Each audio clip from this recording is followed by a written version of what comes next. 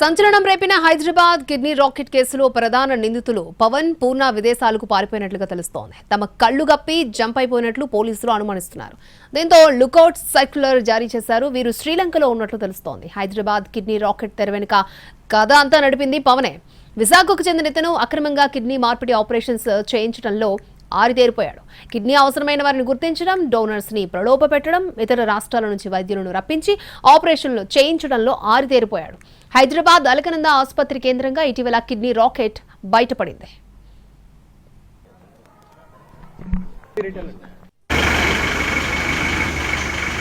ఈ కేసులో నిందితుడు డాక్టర్ రాజశేఖర్ ని పోలీసులు కస్టడీలోకి తీసుకుని విచారించారు. ఈ కేసులో మధ్యవర్తిగా వ్యవహరించిన లక్ష్మణ్ అనే నిందితుడిని కూడా పోలీసులు ఇటీవల అదుపులోకి తీసుకుని రిమాండ్ కి తరలించారు. హైదరాబాద్ సైదాబాద్ లో జనని ఆసుపత్రి నిర్వహిస్తున్న అవినాష్ ను ఒప్పించిన లక్ష్మణ్ కిడ్నీ మార్పిడి ఆపరేషన్స్ కి ఒప్పించాడు. ఈ టైంలోనే పవన్ తో అవినాష్ కి పరిచయం ఏర్పడింది. జనని ఆసుపత్రి మూసేశాక కూడా అలకనంద ఆసుపత్రి ఎండీ సుమంత్ ను ప్రలోభపెట్టి ఆ హాస్పిటల్లో సర్జరీలు చేయించేవాడు అవినాష్. మొత్తంగా 100కు వరకు ఆపరేషన్లు జరిగినట్టు తెలుస్తోంది. హైదరాబాద్ కిడ్నీ రాకెట్ కి 2 ఏళ్ల క్రితం విశాఖలో బయటపడ్డ కిడ్నీ దందాకు లింకులున్నట్లుగా విచారణలో తేలింది.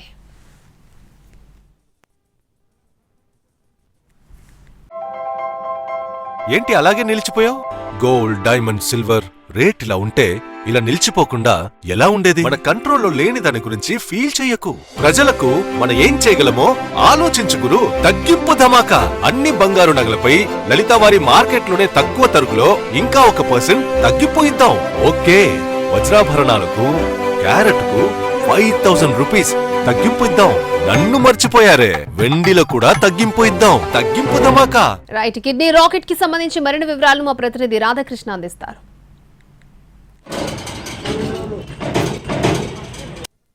కిడ్నీ రాకెట్లో పోలీసుల దర్యాప్తు కొనసాగుతూనే ఉంది. ఇప్పటి వరకు ఈ కేసులో మొత్తం 3 నిందితులను కస్టడీలోకి తీసుకుని విచారించారు. ఇందులో ప్రధానంగా ప్రస్తుతం మనం చూస్తున్న అలకనంద హాస్పిటల్ సంబంధించిన చైర్మన్ డాక్టర్ సుమంత్ తో పాటు జనరల్ ఫిజిషియన్ గా ఉన్న డాక్టర్ అవినాష్, వీళ్ళిద్దరిని కూడా దాదాపు 3 రోజుల పాటు కస్టడీలోకి తీసుకుని విచారించడం జరిగింది.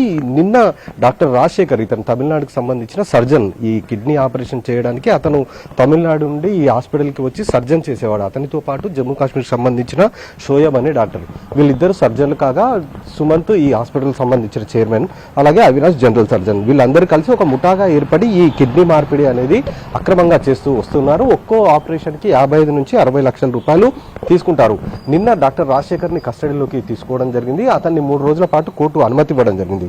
ఈ నేపథ్యంలో డాక్టర్ రాజశేఖర్ విచారణ ఒకవైపు కొనసాగుతుంది, మరొక వైపు అవినాష్ తో పాటు సుమంత్, ఈ ఇద్దరు డాక్టర్ల కస్టడీ పూర్తయింది. వాళ్ళని విచారణ కూడా చేయడం జరిగింది. అసలు వీళ్ళు ఎంతకాలంగా ఈ దందా చేస్తున్నారన్న దానికి సంబంధించి ఒకవైపు విచారణ చేస్తూనే మరొక వైపు ఇప్పటి వరకు ఎన్ని సర్జరీలు చేశారన్న దానికి సంబంధించి కూడా వివరాలు సేకరించారు. ఇందులో ప్రస్తుతం మనం చూస్తున్న ఈ హాస్పిటల్లో దాదాపు ఒక 2 నెలల్లోనే 20కి పైగా కూడా కిడ్నీ మార్పిడి ఆపరేషన్లు చేశారు. అలాగే ఈ డాక్టర్ అవినాష్ మాదనపేట్ జనని హాస్పిటల్లో దాదాపు 100కు పైగా కూడా ఆపరేషన్లు చేశారు. ఇందులో ప్రధానంగా ఈ మొత్తం కిడ్నీ రాకెట్ కి సంబంధించిన దాంట్లో ప్రధానంగా ఉన్నది పవన్ అండ్ పూర్ణ, వీళ్ళిద్దరే మెయిన్ ఆర్గనైజర్లు. వీళ్ళు కిడ్నీ మార్పిడికి సంబంధించి పేషెంట్లని, అలాగే కిడ్నీ ఎవరైతే దాతలు ఉంటారో వాళ్ళకి సంబంధించిన వాళ్ళని తీసుకొని రావడం, ఈ హాస్పిటల్లో వాళ్ళకి కిడ్నీ మార్పిడి చేయించి వాళ్ళకి డబ్బులు దాదాపు 5 లక్షల రూపాయలు వాళ్ళకి ఇచ్చి వాళ్ళని ఇక్కడ నుండి పంపించి వేయడం అనేది చేయడంలో పవన్ అండ్ పూర్ణ వీళ్ళిద్దరే మెయిన్. వీళ్ళతో పాటు వైజాగ్ కి సంబంధించిన లక్ష్మణ్, ఇలా దాదాపు 5 ఆర్గనైజర్లు ఉన్నారు. ఇందులో కేవలం లక్ష్మణ్ తో పాటు మరొక 2 మాత్రమే దొరికారు, మరొక 2 పరారీలో ఉన్నారు.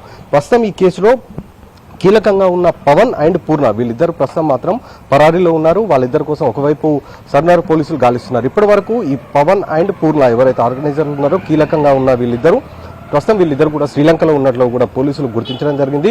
శ్రీలంక నుండి వాళ్ళని తీసుకొచ్చేందుకు ఒకవైపు ప్రయత్నం కొనసాగుతుంది. ఈ కేసులో ఈ ప్రస్తుతం డాక్టర్ రాజశేఖర్ కస్టడీ మాత్రం కొనసాగుతుంది. రేపటి వరకు అతని కస్టడీ ఉంది. రేపు కస్టడీ పూర్తయిన తర్వాత రాజశేఖర్ ను కోర్టులో హాజరుపరిచే అవకాశం ఒకవైపు కనబడుతుంది. మొత్తానికి మాత్రం కిడ్నీ రాకెట్ కేసులో వీళ్ళిద్దరు దొరకాల్సి ఉంది, పవన్ అండ్ పూర్ణ. వీళ్ళిద్దరు కనుక దొరికితే ఇంకా ఈ కిడ్నీకి సంబంధించిన దాంట్లో ఎంతమందికి వీళ్ళు ఆపరేషన్లు చేశారు, ఈ కేసులో ఎవరైనా చనిపోయిన వాళ్ళు ఉన్నారా, వాళ్ళని ఏ విధంగా మేనేజ్ చేశారనేది పూర్తి స్థాయిలో తెలిసే అవకాశం అయితే కనబడుతుంది. కెమెరామెన్ రాజరమేష్తో రాధాకృష్ణ, ఎన్టీవీ, హైదరాబాద్.